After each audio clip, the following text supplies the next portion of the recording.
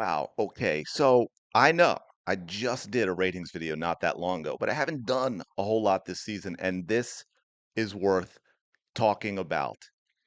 Welcome back to the channel. Thank you for being here. Appreciate all your support. Do me a quick favor if you're enjoying the content.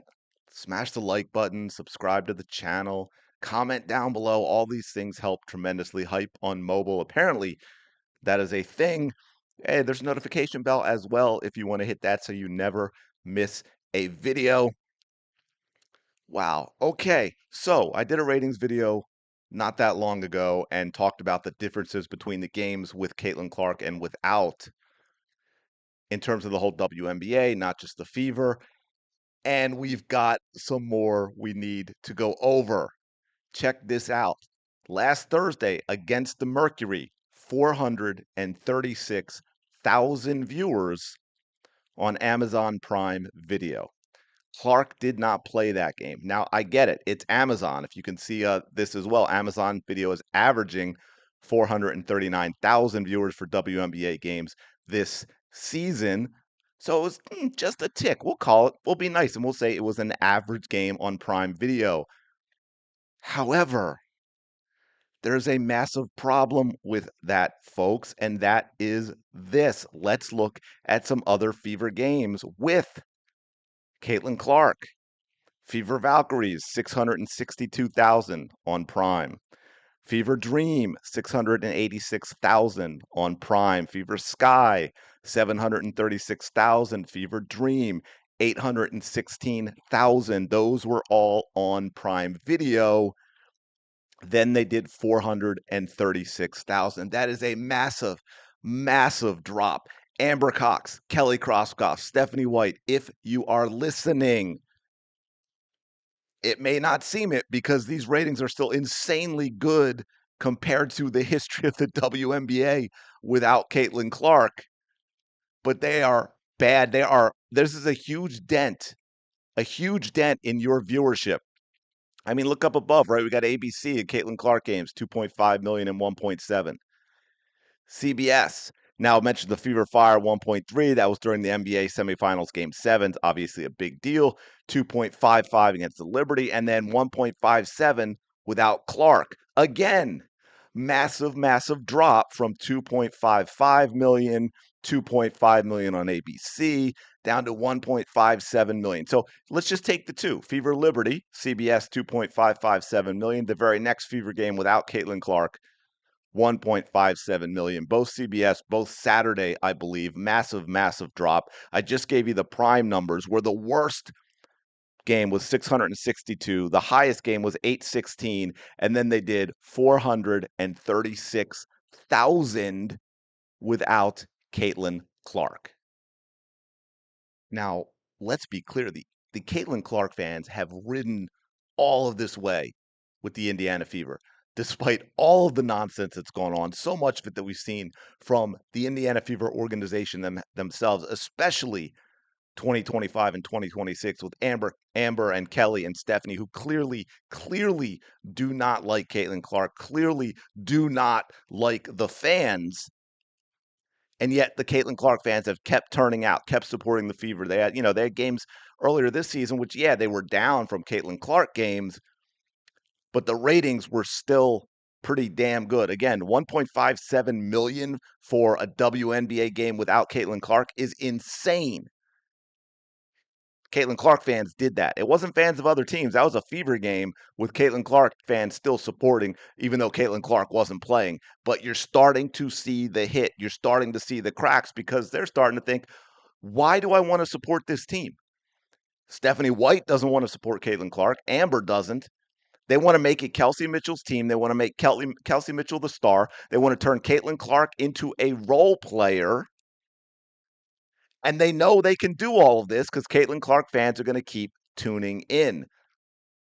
That may be coming to a close, though. And by the way, for all the people out there talking about the trading stuff, and I did one video about it because I love the idea, right? And there was a rumor going on with a well-placed source, and it was possible. We had Dan Dakich saying, who's a very close longtime friend of Lynn Dunn, saying he had a very good source within the Fever that the front office did not like Caitlin Clark. I think that's pretty obvious to all of us. The only problem is y'all keep turning up, and I get why you do, but that's why they won't trade Caitlin Clark. Because they know they can do what they want to do. They can abuse her. They can limit her role. They can limit her minutes. They can put in a system that doesn't work for Caitlin Clark. They can put in a system that is all about Kelsey Mitchell, dribble, dribble, dribble, chuck a shot, chuck a shot, chuck a shot. Never been a winner in her life until Caitlin Clark showed up. Because y'all keep showing up. Guess what? That might be changing. And what I was getting to before I got onto the rant of the rest of the stuff is that is why they aren't trading Caitlin Clark, because despite all the jealousy, despite all the pettiness, despite all the hatred, they know deep down they know the Indiana Fever are not Apple. The Indiana Fever are nothing without Caitlin Clark and her fans. The Indiana Fever are irrelevant without Caitlin Clark and her fans. Remember, what was it, 2023? What was their attendance? 4,200 a game? And then it jumped up to 17. By the way, it's gone down each year with Amber and Kelly in charge. It was 16 something in 2025. It's about 15.8 right now. It's not going down a lot. Again, that's the problem for the Indiana Fever, for the WNBA. It's still massive, but it is degrading. It is disintegrating because a lot of Clark fans are like, yeah, you know what? I don't need to support this. If Caitlin plays and I find out after the fact she played well, I'll check out some highlights. But I'm not spending my time and money watching the game on TV. I'm not spending my time and money traveling to games, buying tickets, all of that. Speaking of, and I forget which game, but I believe it's coming up soon. They have a package deal, the Indiana Fever do, for like it's like $37, and you get the stuff from the confession stand. They need a confession stand. Concession stand, and you even get to shoot a free throw on the court after the game, and you get all of that for $37. Now, if these were some extra tickets set aside because games were selling out all the time and ticket prices were still insane, all right, cool. They're giving back to the fans a little bit. I have not seen, not even in 2025 after Caitlin Clark was out, definitely not in 2024. I have not seen so much desperate promotion from the Indiana Fever trying to sell tickets to games that are close to being played, right, a week, 2 weeks, a few days ahead of time, because the games aren't selling out because the market is weak, prices are going down. And that's one thing, by the way, and I've said a lot, like when people compared and I get it, it was cool when Caitlin Clark's first game in LA and they outdrew the Lakers average. Difference in ticket prices though, even with Caitlin, although much closer. But when a regular old WNBA game does 12, 15,000, and you want to compare it to an NBA game that does that, the revenue is not the same. You need Caitlin Clark for that, but you're seeing that decline as well. So unfortunately, the Indiana Fever are not. Now, hey, if the Indiana Fever become irrelevant with Caitlin Clark still on the roster, they might trade her to get some pieces because then it doesn't matter. But until then, they're not. They'll ruin the Golden Goose, but they are not trading the Golden Goose. But anyway, this is a massive hit to ratings. Like I said, what was it? 665. We've got quite a number of games. 663,000 was the lowest with Caitlin. 816,000 was the highest, and they drew 436,000 viewers without her.